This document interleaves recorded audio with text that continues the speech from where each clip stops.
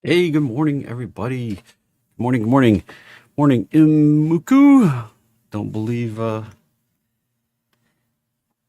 recognize that name, but hey, good morning, Michael, Arturo, Pat, Michael, Michael, Chaz, Michael. Anyway, Andreas, good morning. Glad to have everybody. How's it going? Everybody enjoy the weekend? Let me know in the chat. If you want to chat with me while I'm live, all you got to do is be a subscriber. Click the button right down here where the monster is, the little square thing with my logo, and you'll be a subscriber. Hey, Kimberly, my lovely wife. Glad to have you in the crowd as always. So once you're a subscriber, you can chat. It's that easy. Now, if you're tuning in when I'm no longer live, you'll have to leave a comment down below. And if you want to chat with me live while I'm no longer live, then the link is in the description. For like $5, you join, you get a watch list and an indicator and this, that, and the other. Plus, you get in Discord, which is where I run my community all day long. So, come join the community. It's like $5. No big deal. And maybe you'll learn something. Well, all right, epic predictions, right? The charts are held the bullish pattern. It made a lower low Friday. Got me sort of green. I was like, oh gosh, oh no, don't break lower low. And then it saved. It popped up. Right now, the futures above that magic 44.25 area that I was talking about. With any luck, it's going bullish. And looks like so far it's holding a very potentially bullish pattern to take us all the way up to 4,800, possibly 5,000, possibly 6,000. We'll see where we actually top out. The ideal target somewhere around 5,500 on S&P 500. This could take us well into next year. All right. This is not going to be like a today situation. This is going to be the path forward, and we'll look at it on the chart here in just a minute. But it's looking pretty darn good right now. Fingers crossed. Like if we can hold on to it, fingers crossed that it will actually pan out. I'm trying to load something here. Now the teaser on for the day was AirBNB bubble. Let's talk about that. And I need one other chart to talk about. Let me see if I can find that one. Where did it go? Where did it go? Oh, there it is. All right, let me pull that over. There we go. All right. So AirBNB, like, look at this. This is the chart, really. This is the thing. This is the housing Case-Shiller index. This is the housing demand that we built up. This is in months. All right. We're looking at the 91 to 06 rise right here. This is how long it took us. All right. This is from the bottom we had in, that's what we did when it popped over here. We went down 50 from 109, back down 50. Now, from that bottom right here, we start the black line. And this is what we've done on the Case-Shiller housing index. Probably should share the screen. That would probably help some. So this blue line right here, that was the 91 to 06 rise. And yeah, I had the chat covered up and the chart covered up and everything covered up. So the this heavy blue line, that's the 1991 to 2006 rise into the housing crisis. Then the bubble popped. We did a fall, about 50 points. Then this black line right here ties in and ramps us up to current. Current as of last year. This is what kind of problem we're in right now. Now, right there, we've seen a minor fall so far in the Case-Shiller index so far. Is this going to go down the toilet? It's quite possible. Now, think about it. A lot of houses have been bought up AirBNB. I was kind of talking about this on Friday. I talked about it more during Ask the Pros. And so if you missed that, I'm sorry. But we've got... Dude, this is the population of prime working age people right here, this dark blue on this chart. All right? Prime working age, from 08 to now, we've only increased it about 2 million. Prime working age population. Now, the actual workers, that's in green down here. We've gone from about 101 to 103 with a little dip in there for COVID. Just kind of churning sideways, right? The workers, you would think the workers are the ones that can afford to buy houses. That's your prime age working people, 25 to 54. That's people starting families, building families, in growing kids, whatever. And that affordability of the houses has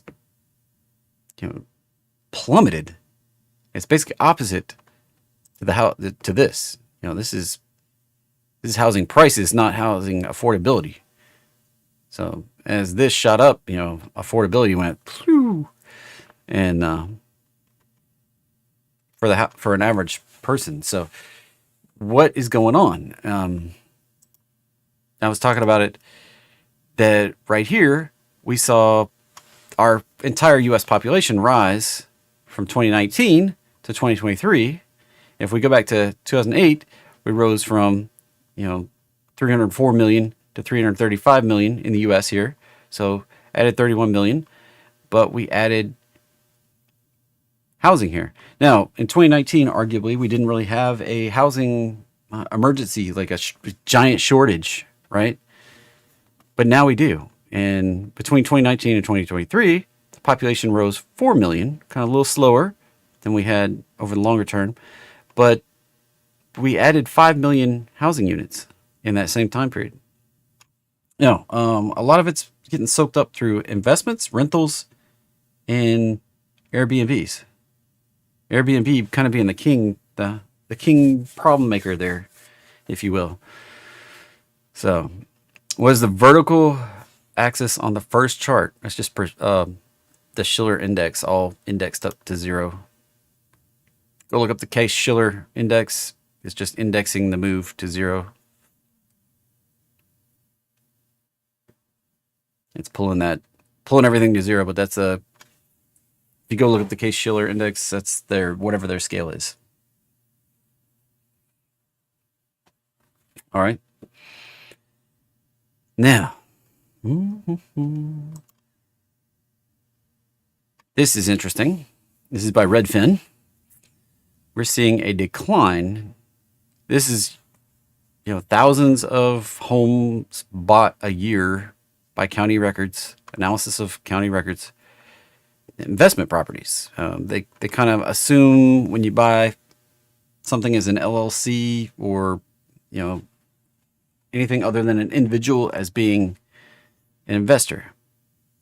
Now, there's probably some people that operate under their own name, and they probably have a way to, if you own 50 houses, they probably recognize your name popping up all the time, and the database puts it as investors.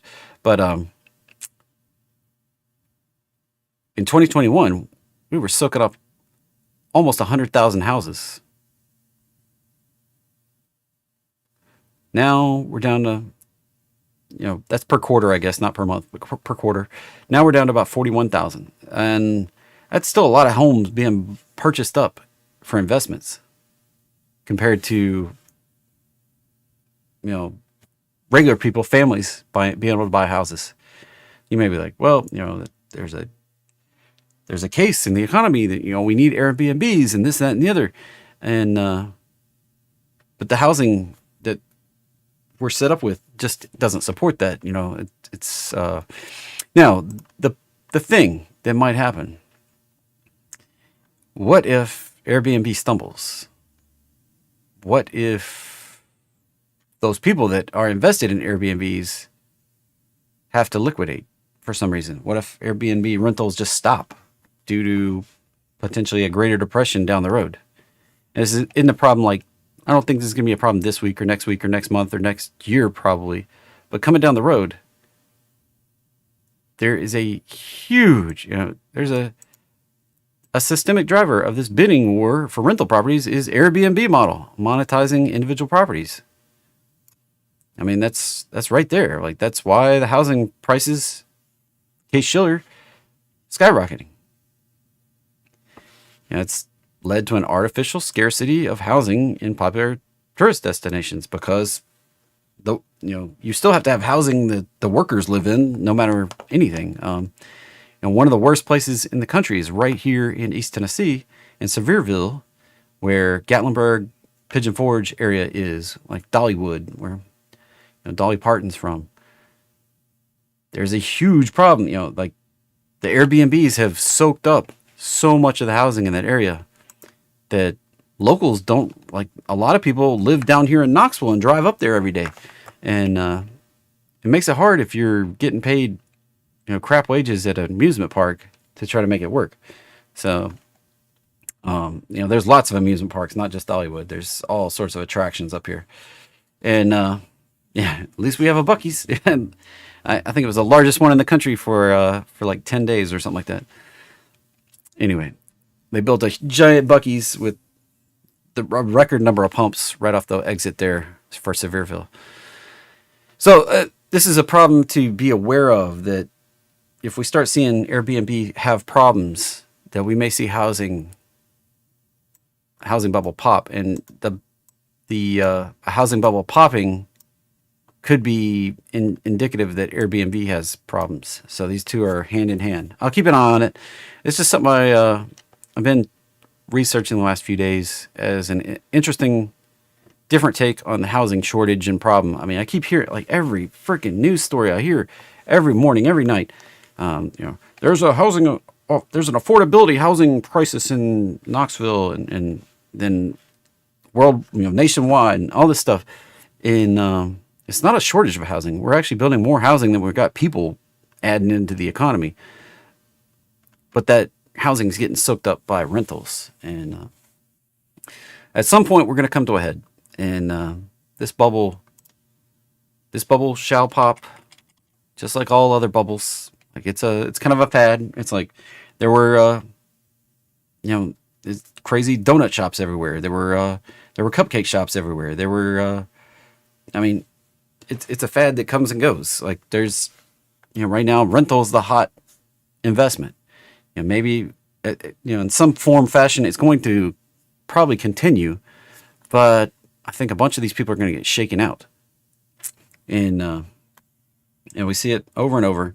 There was the mix-in smashed ice cream, cold slab creamery type. Like there were like 8 of those in town here in Knoxville not that long ago, and now just a few years ago, maybe 10, I don't know. And lately you can't even find one. I mean, it's one of those fads that, like, oh my gosh, this is an awesome business idea. Like they open tons of them. Then there's competition comes in, low barriers to entry. And this one, the barriers to entry are going to create the problem, especially with rising interest rates and maybe consumers not having the money. So if we go through any kind of economic downturn, this can be Armageddon for rentals. Like all of a sudden you won't be able to rent and pay the bills to afford the rental, and you're going to have to liquidate it and take a huge loss if you can't afford the payments. So anyway, that's my 2 cents on it, and I'll keep track of it. I'm not saying that Airbnb is going down the toilet right now. That's just a future problem. Chalk it up to the future problem. So here's what we got moving. That was weird. I'm not even sure what I just did. All right. Here's what's moving this year. It's year to date. Our biggest movers. And if you've been playing in the Biggest Losers, maybe that's why you're not making money this year. Don't play in the Biggest Losers. Play in the Biggest Winners. These are just stuff up 3% or more out of the S&P 500. These are things that are down 3% or more. If you look at the stuff that's like flat, there you go. Those are flat. Not really going anywhere this year so far. I like to play more toward the winners. These are the ones that are moving. These are the ones you can go long, hold shares, make some money. Now, that doesn't mean they're not without pullbacks. NVIDIA up 200% is way above everything else on here. That's ripe for a pullback. Meta up 132%, way above everything else on here. Ripe for a pullback. Be careful. And were they extra beat down during COVID and then popped, and then extra beat down during the correction of 2022? Maybe. Tesla up 100%. Walmart up 10%. Lagging compared to big tech over here. You got Apple at 37, Microsoft at 32, neck and neck.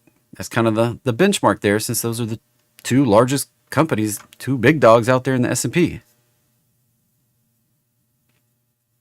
Just keep it in mind, all right? Where, the horse that's out front, that's been racing the hardest, it gets tired eventually. So be careful chasing the lead dog, especially after it's up 200%, 100%, 132%. It's my word of warning here. A different way to look at it, all right? Just, there's plenty of stuff that's lagging. Amazon is up 55%, even though the chart's lagging. It was extra beat down. You've got AVGO, Broadcom, you've got AMD down here, almost 55%. So right around that 30 to 50% seems to be the benchmark in here for things that have been performing. So stuff that's lagging has the opportunity to catch up, possibly.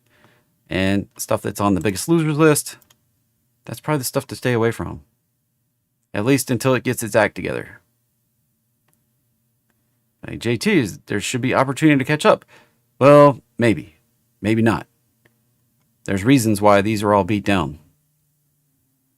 All right. Pop it in.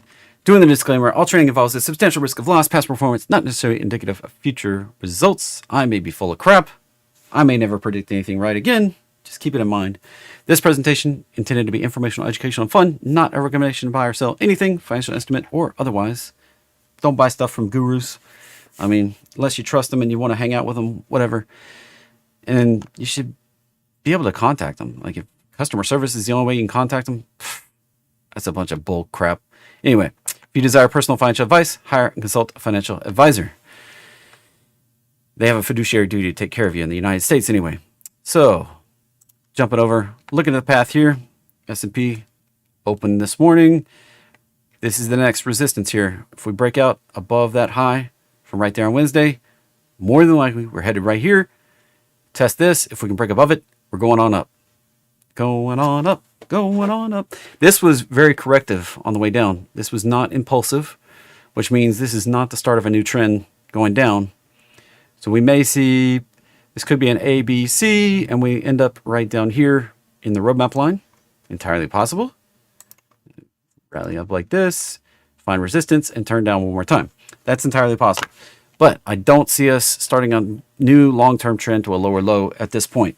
This is not indicative of the start of a new trend reversing. This has been very corrective, very overlapping. And if we can break out of this zone right here, we're done. Like that was the correction for now. If we turn down right here, we're probably coming down and at least tap on the roadmap line. And that can take us into October potentially. All right. Be careful. Know your time frame. Know where you are. Know when you're wrong. It's not being wrong that costs you the money. It's staying wrong. Just keep it in mind. All right.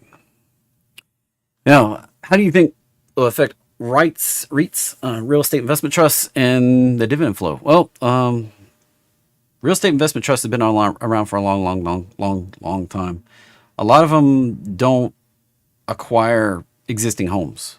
That's not necessarily the way it rolls. They operate on a little different model, and a lot of them do leverage and arbitration and interest rate, like a whole bunch of different things. They've been playing in this game for a long time.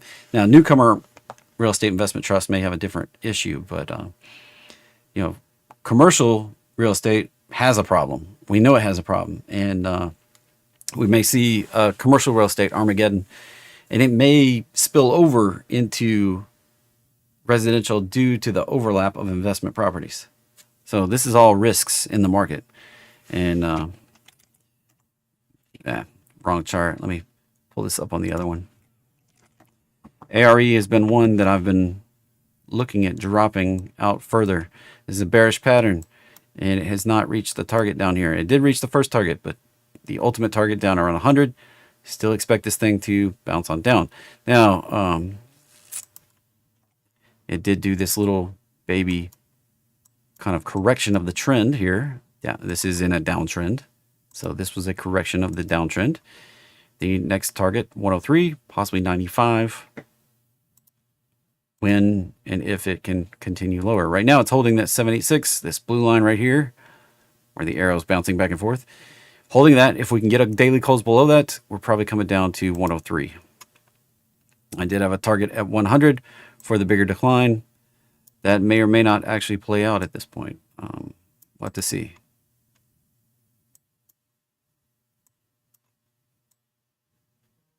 All right. Circling back around. S5FI, still hanging out in the reversal zone. We did dip down into the 20s on Friday. This can rocket out of here. Be careful. This is indicating, this is in the reversal zone. It's indicating that the current, what do you say, sell-off, correction, whatever you want to call it, is getting to be fully cooked. We saw this zone right here just back in May, and then we rocketed off. In the same zone, we can rocket off. ES, like I said, breaking above 44.25. That's positive, and it's the aggressive signal. We're going higher. We break above at 44.85. We're probably coming up. Probably coming on up. At least to the 618 retrace of the entire drop. That's the point where I was concerned that we may find resistance.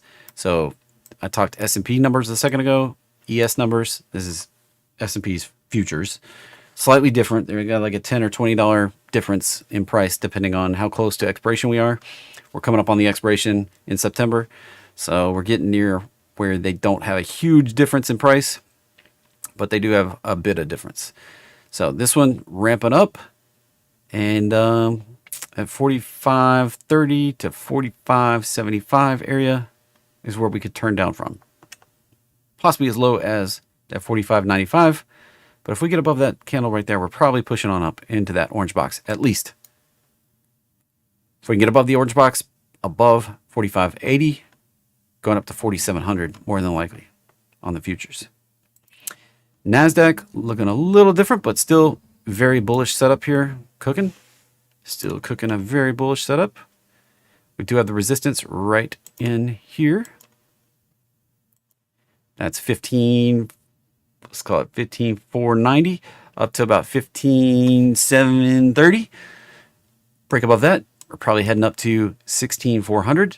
If we turn down there, probably coming down to this 14,000 area right down here, where the roadmap line will probably be.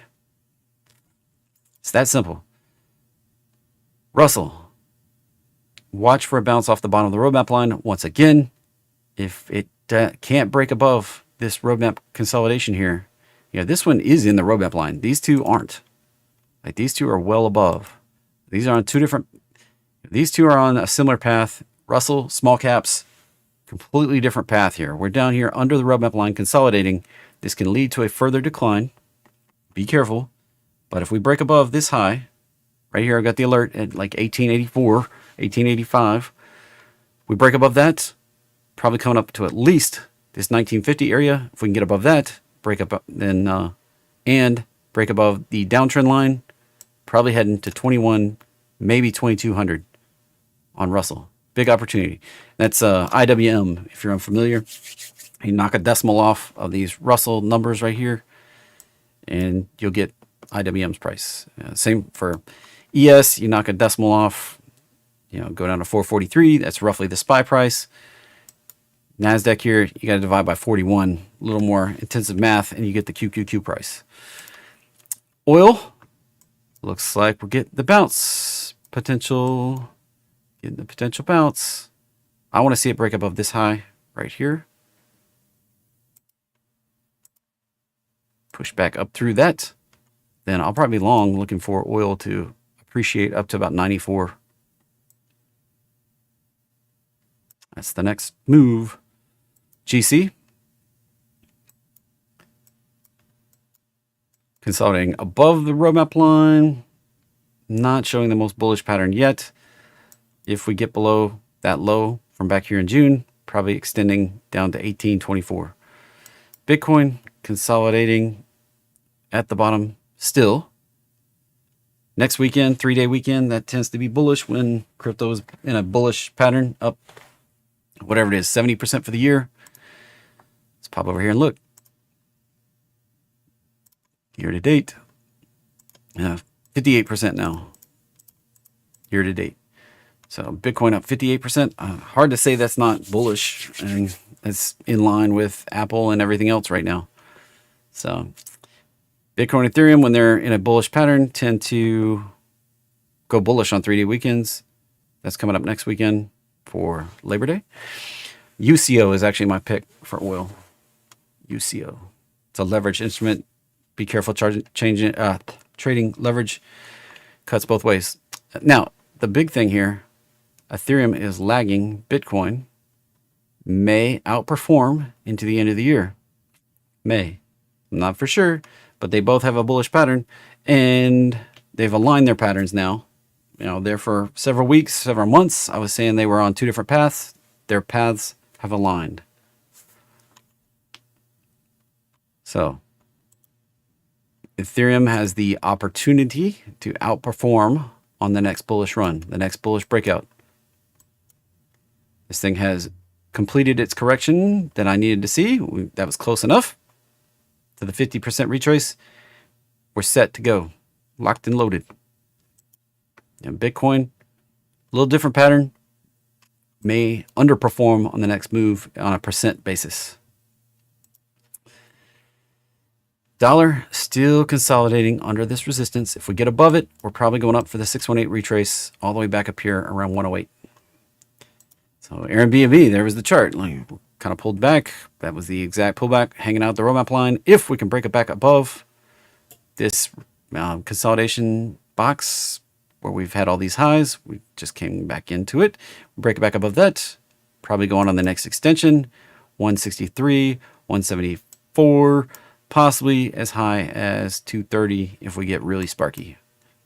And there's two different pullbacks here. You know, say 200 would be a very optimistic target. You know, 183 would be a much more conservative target. And I am long a synthetic position on AirBNB. All right, stuff moving this morning. VFS still making a ridiculous move. At some point, this thing is going to lose its steam. It's just exponential things tend to do exponential retraces. Be careful. All right, be careful. You know, prime example of that. You know, big move up, big retrace, and we're right back down. You know, it may take a little while. We're right back down to the roadmap line for those that didn't think AI would come back. There you go. They almost all, I mean, at the time, it seems like they're not going to do it, but they almost all do it. And this one right here, looking like it's going to get that third move down. We had the first move down. We have retraced up to the fib resistance area. We can easily get that next move down. Would take us just below the roadmap line. Be careful on SMCI. SGEN, nice little pop. May retrace that back out. I would be careful.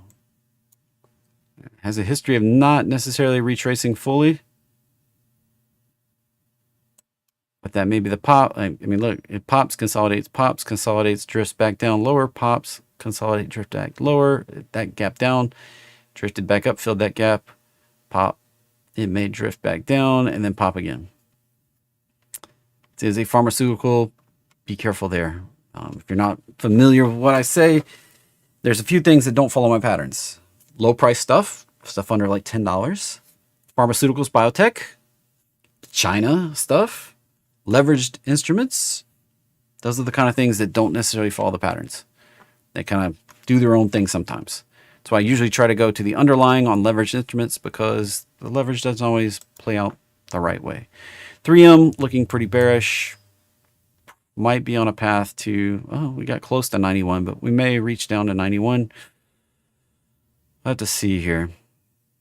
Looks like I should update the fib just a little bit here. Since we got that big extension down, we did this retrace. We could hold something bullish. We break out above 113. This could be a measured bounce reversal that would take us back up to 124, right in the middle of that consolidation there. So there's the potential.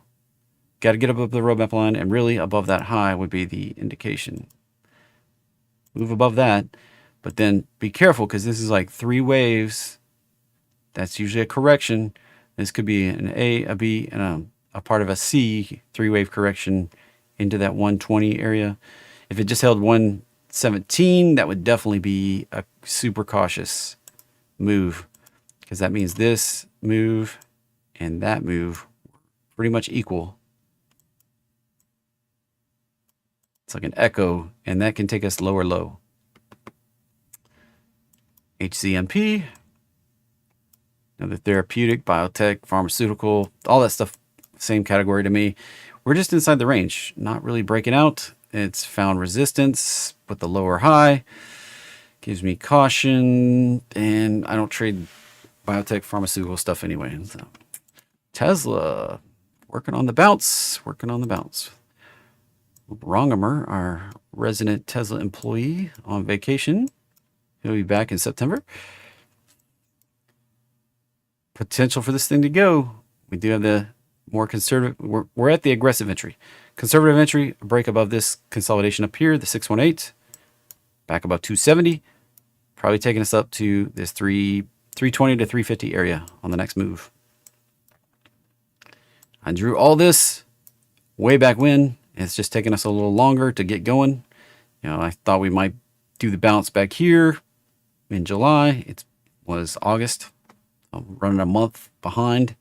So this move out here may take into December, January to get up here when we get going. Boyle lead. Look at that gnarly chart. That's natural gas chopping. Not breaking out, not being bullish, just consolidating. It may consolidate all the way through the winter here in this range before we see anything happen in natural gas. HT, wow, that's a pop. There you go, real estate investment trust right there. Huge pop on that one. No idea what they did. Let's see if any indication. Oh, getting bought out. No trade there. They'll come up just shy of the buyout price and then drift up into it as the deal closes. So there's no opportunity there. HE popping on. They released the records that the power lines in the vicinity of the fire were de-energized during the period when the fire started.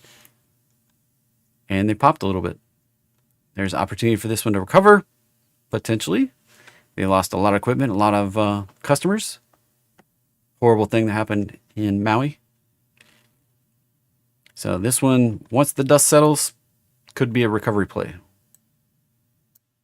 If you like to buy knives, now might be a time to buy a little bit of knife for a long term. I mean, you make almost 3 times your money just trading for it to come back to the long-term price right around 35.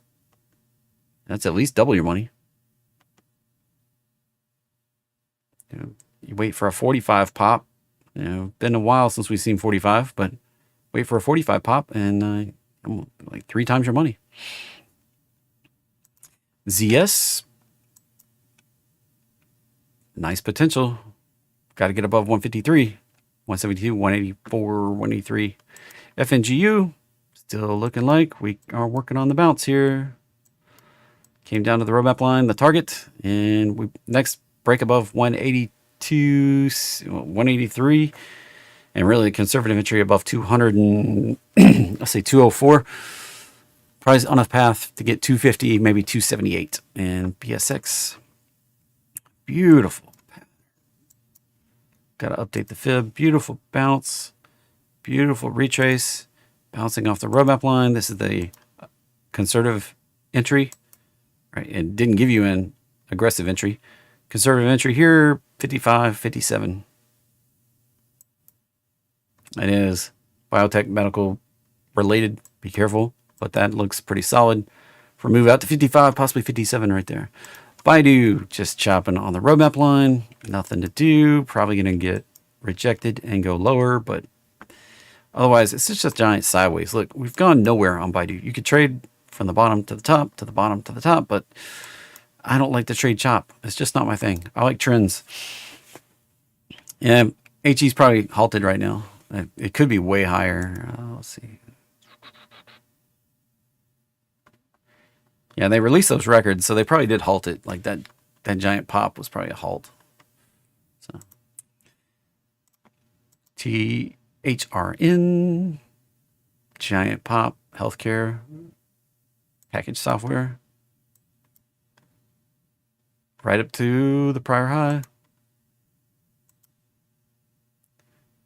If we can get above that, we can go higher. That higher might be up to 12, possibly 14. GDC, and there's one. Crazy pop, and took it right back to the lower low. Careful on the crazy pops.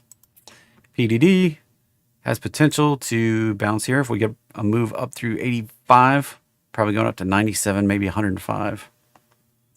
MVCR plummeting out to the abyss. How low can she go? She can go to 0. And down past extensions. That can go to 0. I would expect some kind of retrace, but it can plummet out. I mean, gotta put it back in log mode.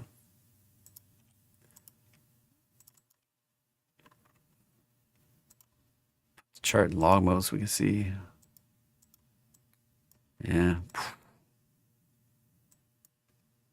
Support at 30, support at 20, support at 16.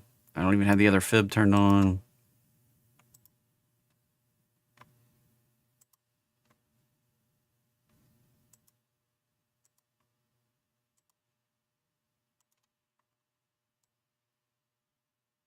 Yeah, ridiculous. Ridiculous. CRWD just chopping in the box. It's a mover, but be careful. That breaks below these lows. We can get a deeper correction that may drop down to this area of support right in here at 122. Cold. Yeah. Natural gas. That's a decaying asset right there. 144 split. 145 split. It's going to decay. FFIE into the abyss. Dropping on down. 650 next target down. Ridiculous. Ridiculous.